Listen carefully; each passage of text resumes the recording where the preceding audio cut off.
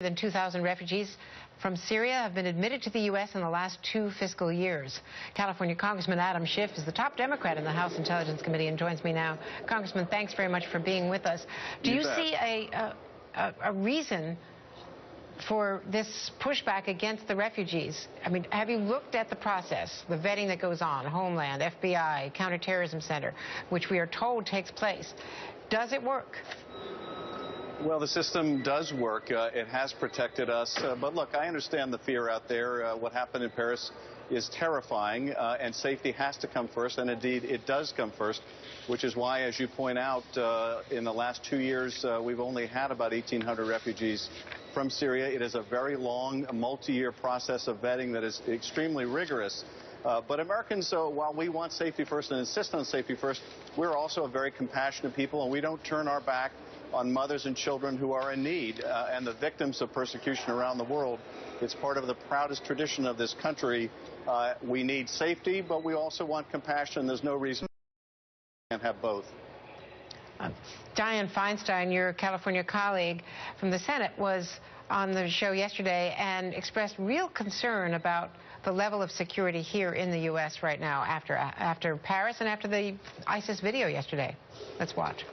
Well, I don't want to make everybody nervous, but I feel the same way I felt before 9/11, that something very well could happen here. Do you share those concerns? Well, listen, I can well understand those concerns.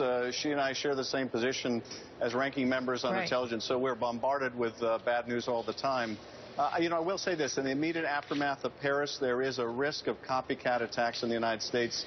Not likely of the scope in Paris, but nonetheless, people who have been homegrown, radicalized here in the United States, acting out, lashing out in the wake of these attacks.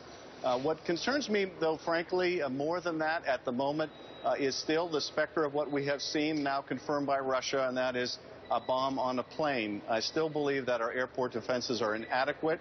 It still distresses me greatly that when we test the TSA, largely they fail those tests.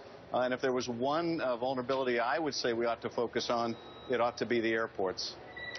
Do you think the U.S. intelligence community was aware of the capability of ISIS? Because when this first happened on Friday, some of the officials were telling our colleagues that this looked more like al-Qaeda because ISIS had never shown that they could do this kind of coordinated attack overseas.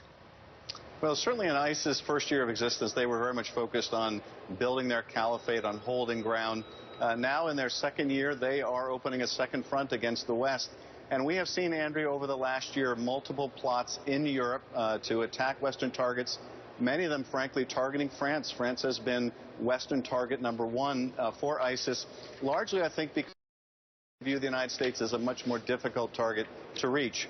So we have been aware of the plotting and the planning, and nonetheless, the fact that ISIS could carry off an attack this massive, this coordinated, with this kind of lethality is shocking to all of us.